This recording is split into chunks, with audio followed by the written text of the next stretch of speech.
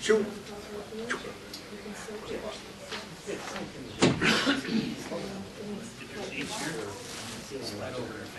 Get on.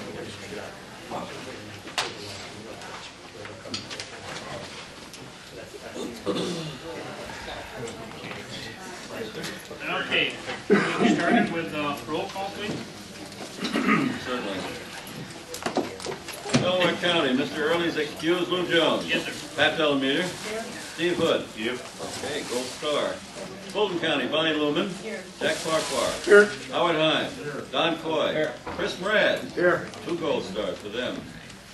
Hamilton County, Cindy Dunham is excused, working. Joyce Malidi. Here. Phil Malidi, present. Is Gary here? Not here, okay, probably working, okay. Montgomery County, Tom Pasquarelli. Here. Mickey Schwartz. Here. Trish Green. Here. Jared Gilson. Here. Another Gold Star, incredible. Otsego County, Sid Chase is excused. Brian Knapp. Here. Dr. Markowitz.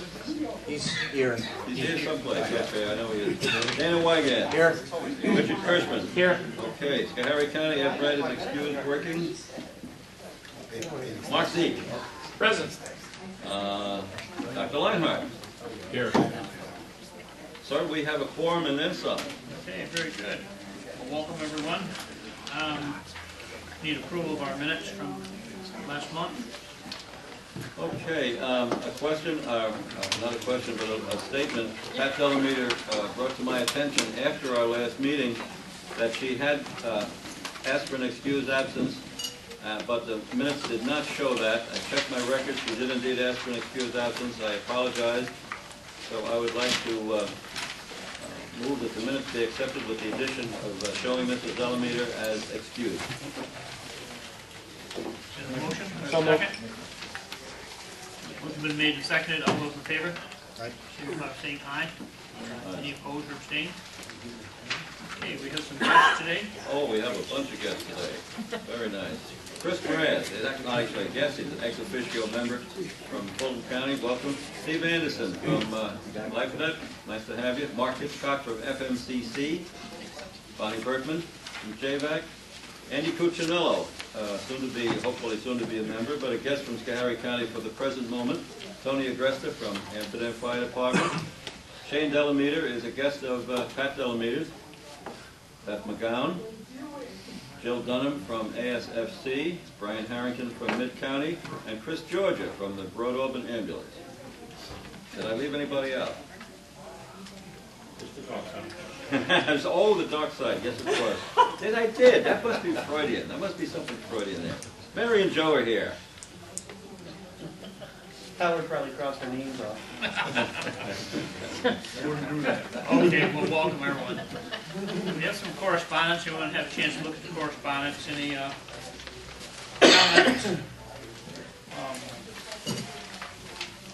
Don't have a report from chair. I'll go right into secretary. All right. It was brought to my attention that inadvertently the renominations of Tom Pasquarelli and Mickey Schwartz for renewal of their membership on the council, that never came to us in writing. So I would like to make a motion now that we accept the recommendations of the Montgomery County E.M.S. Advisory Council that Tom Pasquarelli and Mickey Schwartz be reappointed for another term of membership on our council. I'll make that motion. I'll second it. We have a second. Made and seconded. All those in favor, signify by saying aye. Aye. Any opposed or abstained? Abstain. Abstained. Very good. Mickey and Tom are abstaining, are they? Mm-hmm. All right. We've received from the Schoharie County Ambulance and Rescue Squad Association a nomination of Andrew Cuccinello to the Regional Council, replacing Bill Averill, who has retired. I would like to make a motion that we accept that nomination and appoint Andy to a term on the Regional Council. Second. Motion's been made and seconded to accept Andy as a position from Schoharie County. All those in favor? Aye. Any opposed or abstained? Andy is no longer a guest. Now he's welcome. Hillary. On March the 4th, We received word of the initiation of a new helicopter service named Mercy Flight in Schuyler, New York. Schuyler, New York is well outside of our region geographically, but we received word of it nevertheless. And a representative of the service contacted us yesterday and requested a copy of a list of the council meeting dates, which was forwarded to him yesterday. That's just by way of information. Don't know anything about Mercy Flight, really, except that they are advertised as serving a part of this regional council area geographically, the southern part, so I'm advised, but I don't know anything else about them, how they are dispatched, where they're, what their service provides, etc. On March the 20th, Jean Taylor of the Department of Health, we know Jean Taylor before she went that way, but she advised us that she had not received any record of council approvals for the renewal of course sponsor agreements for the Otsego County Emergency Services and Fulton Montgomery Community College. Our records show that both renewals were received and reviewed, and I believe that the DOH was advised. However, I would like to make a motion at this time that we affirm our approval of those course sponsor renewals and wish to advise the state of that. Motion been made and seconded. All those in Seconded favor? by, I'm sorry, who's that? Howard. Okay. All those in favor? Opposed, abstained? Okay. We I'm have almost one that- positive that Fulton Montgomery was done and sent. I believe, well, I'm positive they both were, but I believe that they may have been how shall I say, misdelicatedly. They weren't sent with the original application. They were sent to a separate cover. I believe that they were, Joe just said they were put on my desk and they disappeared. No, I believe that, I believe they, somewhere along the line, the pathway was broken. Let's put it that way, somewhere along the line. I have one notice of enforcement action from a gentleman in Holbrook, New York, that's Long Island. And that's all, that's my report, sir. That's it. Very good. We'll move right on into the treasurer's report. Okay, we have a printed report of the cash flow and balance sheet available for all of our members, and all present actually, not just our members. And Lou and Howard have received detailed cash flow, balance sheet, and register reports, plus copies of the canceled checks as per our auditor's request. And their report, Sid of course is excused absence, their report is? We found everything in order. As of this date, we are current in our payments received from the New York State Department of Health. I'll say that again for anyone who didn't hear it the first time. Because that's a famous first. And for the past 2 years, I think it's the first quarter that we can say that. And I'm very happy to be able to say it. That's my report, sir. Thank you very much. Make a motion to accept. Second. Motion's been made and seconded to accept the treasurer's report as presented. All in favor? Any opposed or abstained? Joyce and I will abstain as staff members. Okay, committee reports. Program agency? Program agency committee, nothing really to report. Training? Training. The PEP, the grant from Health Research for the PEP program, the pediatrics. We did get paid for that. Only took me 4 or 5 different submissions to do that, but that went fine. We didn't get paid the full amount because we had quite a fewer students than we had anticipated, but it did meet our expenses. And I believe everything has been paid for that, except for the books, which we're All waiting. disbursements have been made. We're just waiting for the...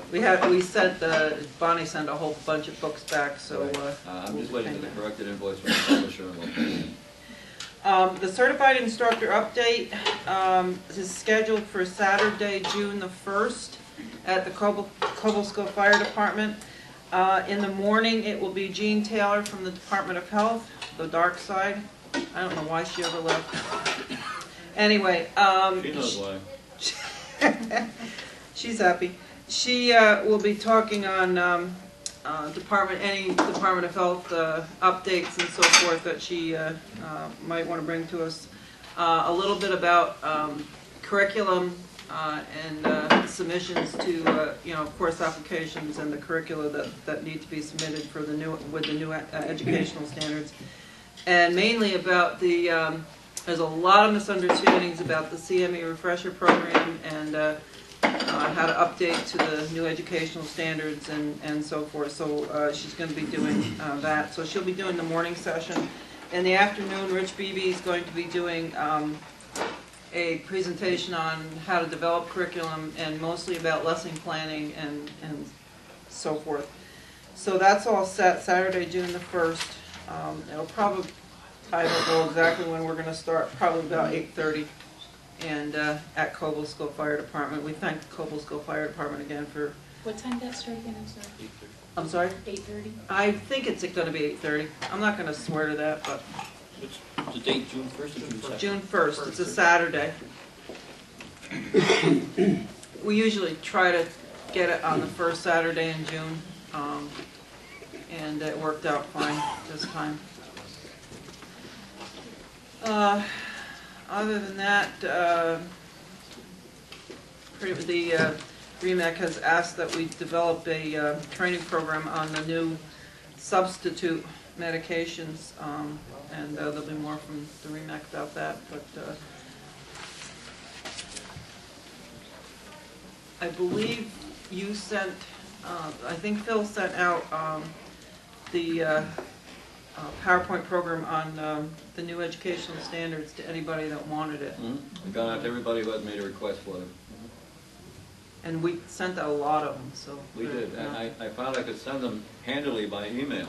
I could send them, so anybody who wants them, just let me know today or send me an email to that effect, and I will shoot them out to you.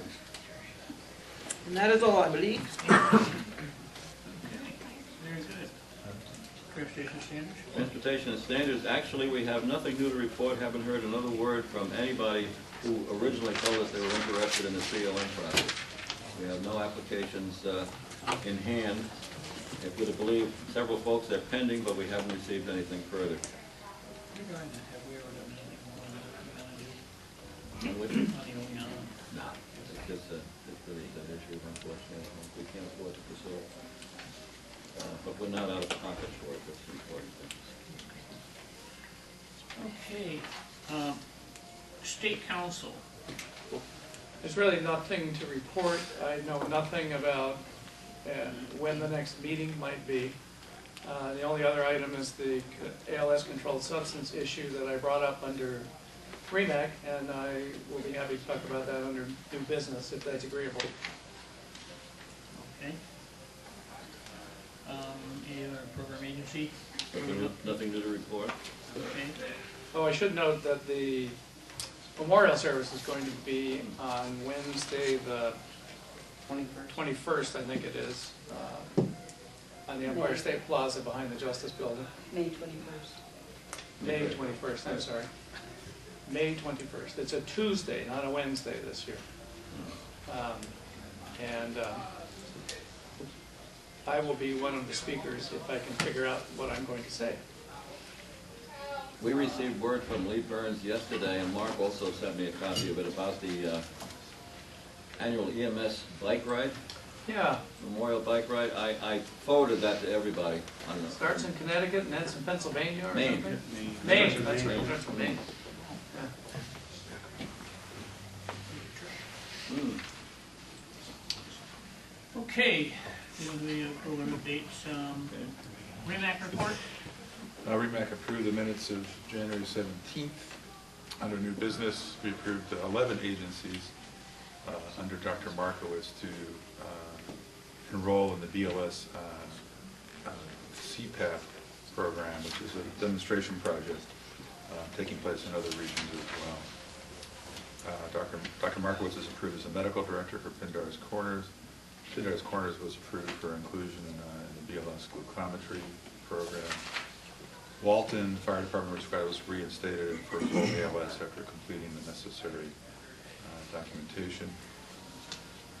DOH reinforced the mandate that Ativan be refrigerated if it's going to be aboard ambulances.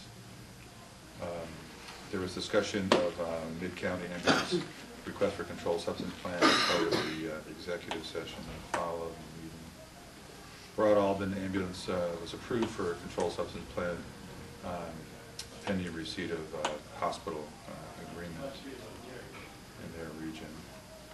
And then we discussed the recent Department of Health alternative medication formulary for pre-hospital drug shortages and its grid. And out of that came some direction to notify agencies, hospital pharmacies, to solicit comments from hospital pharmacies and to engage in discussion with the REMO about how they're going to approach the regional approach to that grid. And then we briefly touched on the CMAC motion to equate ALS with controlled substances. That was deferred for later discussion. That's the report. Thank you very much. County reports, Delaware.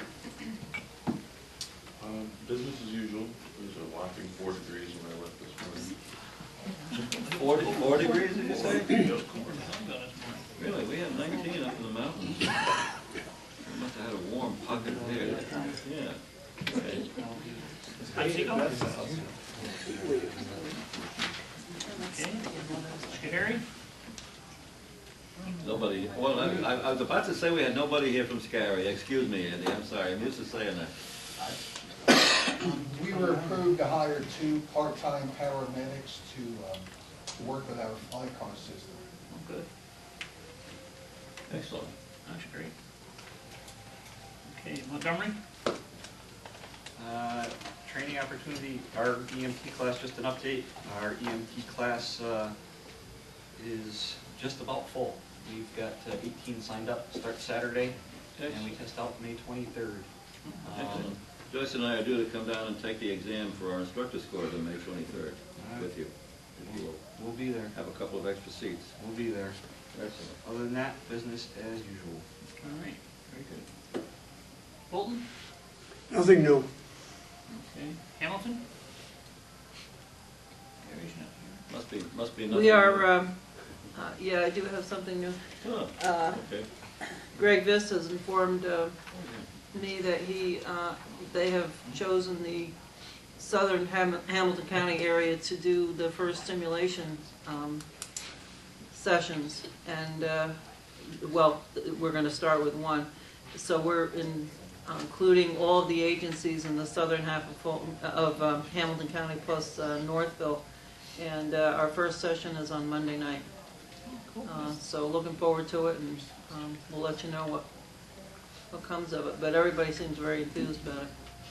I should mention too, well, along those lines, on March the 26th, which is sometime next week, March the 26th, the State Police SWAT team is going to be putting on a school shooter scenario at the Lake Pleasant Central School for emergency responder personnel only, and we expect to have a reasonably good turnout for it, and I will report on that at our next meeting, Lord willing.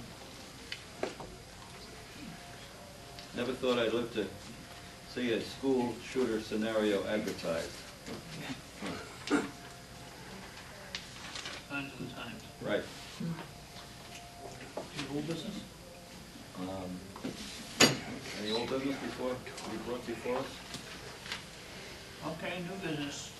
Mark? Sure, thank you.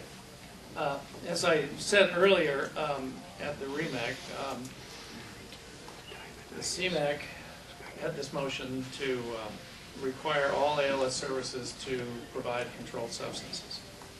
And there's quite a bit of concern generated by that, and as I said earlier, Dr. Leinhardt and Dr. Markowitz were the only two who spoke on the CMAC who spoke against the motion. So I have been charged to create a technical advisory group out of the systems committee that will include members of the finance committee.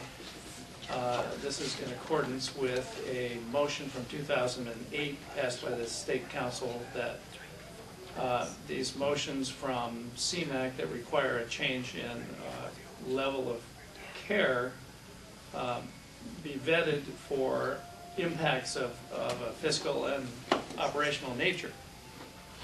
So we have about 12 people on this tag, and we did get some data from the health department to help us, because the overall plan is to try to find out where these services are. Out of 600 ALS services, about 400 are providing controlled substances, so that leaves approximately 200 statewide that are not. And our goal is to try to contact these services with a letter and a brief survey, and we haven't decided whether we're going to do that by mail or electronically. The department is providing the actual contact. We're developing the letter and the survey, and we're in the very early stages about that. In fact, I just got an email, a draft of the letter that we want to send out, which will be explanatory about why we're doing what we're doing.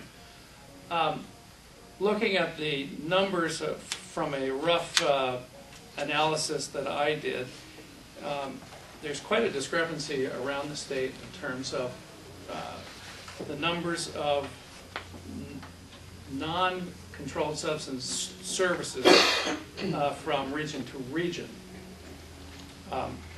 I can read that to you briefly just so you get an idea. As I said earlier, Nassau has 82% that do not. North Country has 80.6%. Southwestern has 70.2%. That's Cattaraugus and what's the other county? Allegheny and Chautauqua County, I'm sorry. And Suffolk County has 63.4%, although they are working on assisting some of their services to get to controlled substances. So that number, according to Bob Delagi, is about 30%. Susquehanna is 40.7%. Big Lakes, 30.8%. Mid-State, 23.3%. Southern Tier, 20%, which is 1 out of 5 ALS services in the entire region. Hudson Mohawk is 14.7%, and there may be some discrepancies there. Central New York is 12%, Westchester is 7.6%, Monroe Livingston is 6.6%. Mountain Lakes, interestingly enough, which is part of our collaborative group, is at 6%, and Erie, Wyoming is 5%. Hudson Valley and New York City essentially have 100% of their services providing controlled substances. That's a very interesting spread, and it gives us some idea of where to sort of What was ours concentrate. again? Yep. I'm sorry, what was our percentage again? Our percentage was 63%. 63. What was Mountain Lakes? Mountain Lakes was 6%. Now, I don't know how they're doing that, but my thought is if they can do that, then That's why I the brought rest that of us one ought to up. be able to do that. Yeah. So, but Dr. Leinhardt brings up a very good point of shouldn't we sort of study how controlled substances are given in these regions to see what the structure is and whether it's appropriate to get all these services providing controlled substances based on a sort of best practice model. What all of the members of the TAG are committed to is trying to get out information to our regional councils and to our REMACs to get them involved in the process. I hope that you will take this back to your counties and your respective services and discuss this. We need feedback about that other than what we're going to get from, what we hope to get from this survey process. We're hoping to wrap this up by the time of the next state council meeting, wherever that is, or at least by July 1st. I do not want this to be a lingering work group. We want to get this done. So that's the goal. I have set up a group to work on the letter, a group to work on the survey, and a group to look at the finance issues, which will be 3 members of the finance committee. They're going to be keeping me and the department apprised of their progress. So that is the basic plan, and I would like to hear what some of you have to say about that. I think you've already heard me say that I have a lot of trouble backing these ALS services down to BLS and not being able to use the other ALS modalities in their drug box if they're not carrying controlled substances. I think Dr. Leinhardt and Dr. Markowitz have a problem with that as well. But on the other hand, unless we can come up with some ideas to modify the motion or to suggest that the CMAC can have a discussion about doing a study, I think eventually, and the motion is for everybody to be in compliance by August 1st of 2014, which gives some time. That might be extended, depending on the outcome of our study and whatever the CMAC ultimately decides to do at their next meeting. I think the information that we're finding out, at least from the data, is very interesting, and I think it will really help to drive what we're doing. So I would open it up for some discussion, your comments, your thoughts about this. Do you think that a lot of these services could be assisted to get to controlled substances, or are there situations where their medical director doesn't feel that it's appropriate, or they can't get supplies from a hospital, or their fire chief doesn't think it's a good idea? You know, we're trying to determine what the obstacles are for the services, why they haven't already gotten to that point of carrying controlled substances. Mark, I think one of the Yeah. first things you might do is survey the services to see why they're not. That's what we're going to do. Right, Yeah. okay. Yeah. Because I think the reasons, I think you're going to find a few of them, or a number of them, are just afraid of the whole process. Right. The smaller ones especially, or don't have anybody that really wants to take the responsibility for it. So, and I think that, I truly think that helping them through the process and having a small agency that carries controlled substances, take them under their wing and say, you know, it's not really an onerous process, that, you know, this is how you do it. It's time-consuming and tedious. Yeah, and you need somebody that is very responsible and so forth. But I think that might help a great deal. Right, I mean, that's what Suffolk County is doing. They're providing a lot of assistance, I guess, to some of these services in terms of walking them through the process, providing them a list of vendors for safes and syringes and other items, providing them templates of controlled substance plans so that they don't have to invent the wheel, reinvent the wheel. So I think that's one model that certainly could be considered, and that's what we want to find out. Are there ways that we can do that we can get them, or a good part of them, up to that level? Unfortunately, I think some of our colleagues would much rather that not only do we provide them with a template, which we do now, any of our agencies in the region, we have a template available, we send it to them gladly, and we answer any questions they have, but some of them really, unfortunately, want to be spoon-fed. They want you to take over doing the work for them. Right. And of course, we can't do that. Right. I truly think that a lot of them that aren't doing it, the small agencies that aren't doing it, basically are afraid of the whole process. Oh, I think they are. I think a lot of it comes down to responsibility. Right. They don't want have the responsibility. Right. I mean, we have agencies that aren't even responsible enough to send 5 PCRs to a QA meeting. Right. Yeah. You know, so how are you going to expect them to look after narcotics? Right. So the question is, I have to agree with Steve on that. My agency, we have three ALS providers, and we've talked about it and said, yeah, it'd be a good idea, but you know, I'm a critical care tech, and the other two are paramedics. Neither one of them want anything to do with the responsibility of setting this up. right, well, you would have a service that had 1 or 2 ALS providers, Right. and that would be it, and they just don't feel like they want to carry that responsibility. And the other problem is with a local hospital. I remember when I first got in EMS, the local hospital, the head nurse of the emergency department didn't even want to exchange us with syringes. She didn't think the EMT should have syringes and needles, you know? But, Yeah, you run into those issues. yeah, that's the problem too, is I mean, the local hospital and closest hospital, the pharmacies are not real receptive right now to any kind of controlled substance plan with the agencies. And I can't blame the pharmacist if the agency isn't gonna, step up to the plate and say, okay, we'd like to do this, and everybody wants to get on board. Can't blame the pharmacist for not doing it. Because eventually, it's gonna come down to, it's gonna come down to a license issue. Right. And who wants to take the responsibility for that if nobody wants to step up and say, okay, we'll all do it. One of the issues that's a problem in Suffolk, and I think that's something that came up on our call on Friday, is involvement of more physicians to provide medical direction and oversight of these programs. And I think that's a problem, getting everyone involved.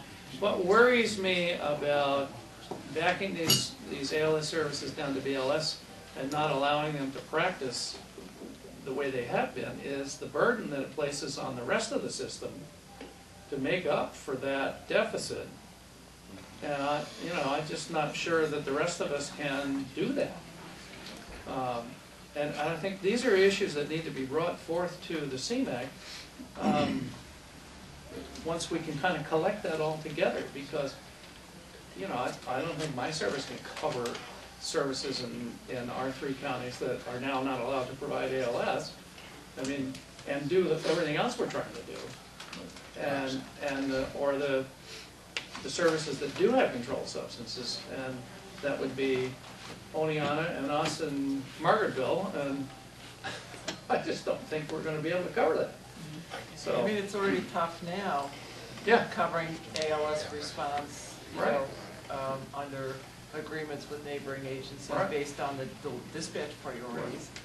So now you're just going to complicate that with the inability to provide The any pushback that I get from some of the TAG members and from the CMAC is, well, do we really want to have or create or allow to continue a sort of a two-tiered, well, not only a two-tiered system, but 2 different levels of ALS?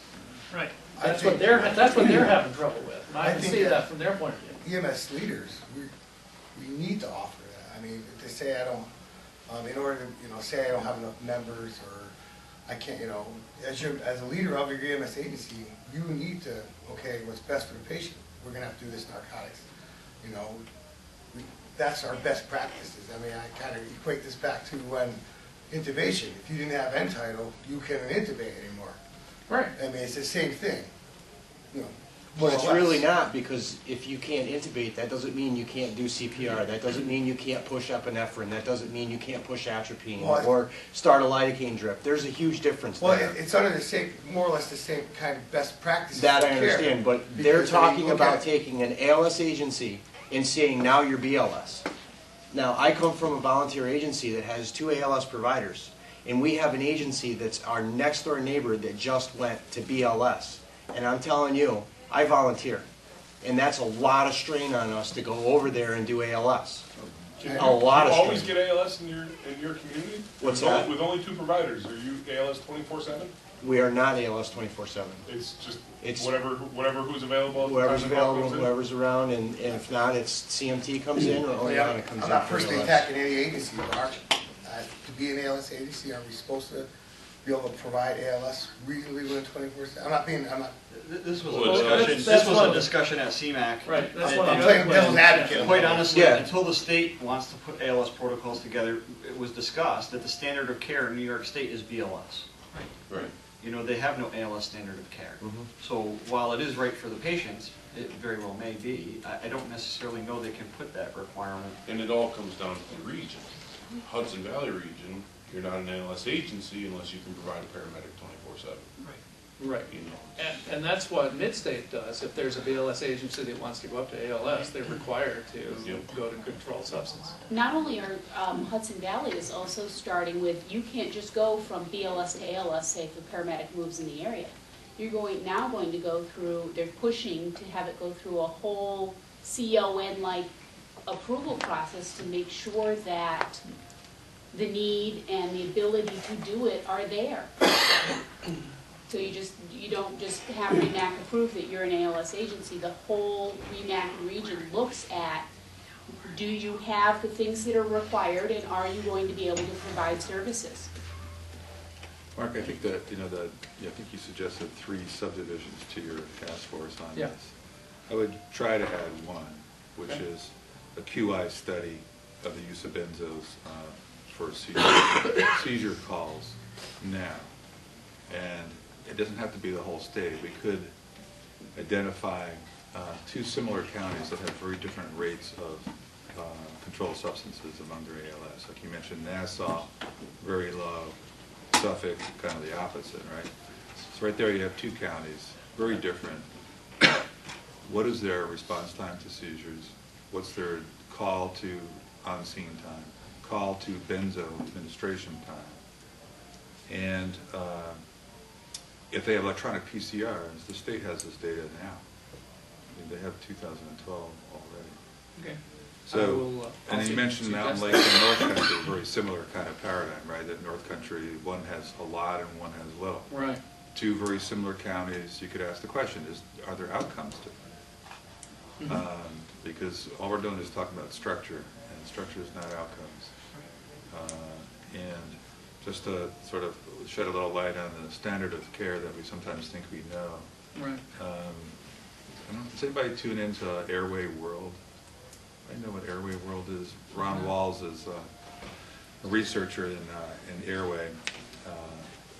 He cited a study done in Japan, 650,000 cardiac arrest patients. Turns out that bag valve mask doubles their neurologic outcome over endotracheal intubation. They do better if you bag them than if you intubate them. Cardiac arrest, 2 times. It's only going from like 1% to 2% that have a fearful. Not huge, but so he's like sort of one of the gurus who runs the difficult airway course. So I think it's the question's answered. We shouldn't be intubating these people. Yeah. Be bagging. So I think you know the standard of care, and then something comes out that completely changes it. So Yeah. I think outcomes. You know, and I do want to sort of prod the state, you know, and to have the council prod the state to begin to use the data. It used to be that we were, you know, key punching PCRs, and it took a millennium to get anything done. This is electronic. More than half the state is electronic. They can turn. They should be able to answer a question that comes from the council or from the CMAC within a month. Very targeted question. I want to compare these two counties. We know that they have very different, you know, controlled substances contracts. What's the difference in their response? You know, and if their outcomes are very similar, then you might be a little bit less inclined to push the narcs on every ALS. The only problem with that is not every agency is electronic PCRs. Right. I'm saying pick It regions wouldn't- that have mostly electronic But it PCRs. wouldn't be complete data. Well, it doesn't have to be.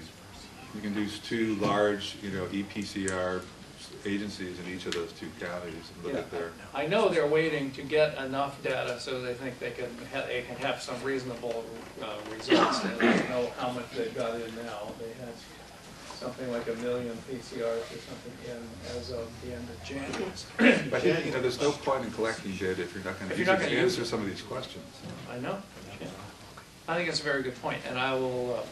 I'll bring that to the tag, and that'll go to Dan Clayton as well, because I'm keeping him in the loop. So that's a good point. Anything else? Anybody? Any thoughts? Mickey? No? Okay. I'm just stretching. The other thing, Mark, is to embellish on my proposed study would be, so how often are these drugs used? So of all their calls, seizures, say, compared to SVT or atrial fib. So you look at cardiozen and some other drugs that are part of the ALS armamentarium. I don't know what's the most common. You guys would know what the most common drug is. So what's the most common non-narcotic ALS drug to be used? And then you can sort of look at, you know, how often are those drugs being used compared to how often benzos are being used. So you could be throwing the baby out with the bathwater. You know, if seizures is a small percentage of your total business, then you're going to throw all cardiac, you know, onto basically say you're going to stop doing cardiac interventions unless you do this slow frequency thing. It's the tail wagging the dog. Yeah. No, I agree. I think it is actually very low frequency as well. I mean, if somebody's going to seize, think of the causes, and a lot of those causes we can fix with other types of medications, you know. Just looking right now in Lawrence, in the last 2 years, we've had 2 seizure calls in 2 years. One got benzos, one did not. So I should take them offline ALS because they're not carrying narcotics? They do. But the idea is, for 2 seizures in 2 years, 1 getting narcotics, we should lose all of our ALS care. Yeah, Are we, I'm with you, I have the same problem. Yeah, Are we and I don't know what Brian, what Oneonta's use of narcotics is, but I think we're doing a little better than 1 a day. And that's less than 10% of our call volume. That's ours is even less than that. And that's for all narcotics, including pain. Are we excluding the pain meds too out of this? Because I think pain meds will get used more higher frequency than benzos and all. They did not specify the level of narcotic license. Right. I think a lot of it kind of boils around to is a lot of it pain management. Because just to be honest, benzos, I think in my experience, benzos, my personal experience, benzos are used far less than your morphine, your fentanyl for your fractures and your, induction agents or keeping, So we'll dump a lot of the analgesics in there, but that's why I don't. Benzos are very low frequency as a rule of thumb for seizures. I think. I think it's a very good opportunity to look at all of this, and I would really appreciate, and I know we're going to try to, the other members are going to try to talk to their councils as well. If you would think about this, talk about this with your county councils, talk about this with your services. I would be happy to receive anecdotal information by email to back up what we might be able to generate by our official survey. How these services who are not supplying it feel, why they don't want to do it, or why, I need some feedback. Okay? Yeah, I know my agency, our commissioners have even talked about not allowing us to do ALS anymore because over 80% of our calls are within 2 miles of the hospital. And if you do good BLS, you can usually pick them up and have them in the hospital even before CMT arrives and they're simultaneous dispatch now. But they're driving 15 miles, to come down and assist us. And most of the time, we can have a patient in the hospital before they get there. But the other side of the argument would be that I hear is, well, why don't you right at the bedside you could mitigate their pain, right? Or with narcotics right there, and then take them to the hospital. So well, that's been the argument. I don't know how what you say back to that. That's been the argument with the ALS. Exactly. Especially in the cardiac arrest, you are able to give epinephrine and give medications and stuff like that before you get them in the hospital. Right. Or the other aspect is you're an hour away from the hospital. Right. And you're bouncing. Right. Right. Agreed. Mark, your survey, you may glean some unintended data as well. What agency that's only doing 20% of their calls wants to put narcotics on their ambulance. So then you have to ask yourself, well, if that agency's only doing 20% of their calls, should they be ALS? Well, that's a good question. How well of how seasoned of a provider is that if they're only doing 20% of their call volume? I think that's one of the questions: is why do we have 200 approximately services left over who are not doing this? What are the reasons for that? Right. There may be good reasons for that. Right. Are those the agencies that are only doing 20% of their calls? Right. So, as I say, I think it's a good opportunity to look at some of this. We have a volunteer agency who, their only medic actually works for us, and they carry narcotics minus the fentanyl, and they had 1 narcotic usage last year. And they don't want to carry the fentanyl for the fact of the paperwork. Sure. Is their reasoning. And realistically, should you take, they're an hour from the hospital. Should you take their ALS away because they have 1 narcotic use and they do, I would say, between 150 and 200 calls a year? Should they not be ALS? I mean, I don't know, That means somewhere between 20 and 40% of their calls are ALS related, so that's a good question. I agree. And he is a good medic. He's a seasoned medic. It's not that he's not. You definitely got to separate volunteer versus career. Yeah. Right. Oh yeah. There's that issue too. You're going to kill the volunteers if you do this. Yeah. Yep. I agree, and that's what I'm hearing from the island too. So it's like, do you want to do that? but again, a lot of this needs to be brought to the CMAC. I'm doing my best for this part of it, and you guys got to do it from your point. Did a good job roadblocking. He's it caught so in a, far. he's caught in the middle because he's caught in the middle. He's gotta get the data in and he's gotta get the best practices and just try to mix this all up. You know, it's just that the CMAC is like almost everything we've done in EMS historically is structurally driven, you know. But where nobody's meaning like, okay, how many ambulances, how many medics at this level, how many drugs, how many, you know, protocols. Right. And nobody's sort of actually looking at what does the system actually do? Well, I think the attitude of the CMAC is we'll set the bar, and then if you do They're that, making assumptions. people that- tend to reach for it, you know. But will they? I mean, with this group, I don't know, with the 200 squads. It's just not evidence-based at this Yeah, point, it's and not. that's the problem. That's Some what. people reach for it, the rest of them say, you know what, it's not worth it, I'm done. Right. You know? Well, that's what I think might happen too, and I don't think that's a good outcome. That's what we're seeing, What's- that's what we're talk seeing about all with this, the but really, intermediates. what's the enforcement? Who's gonna enforce this?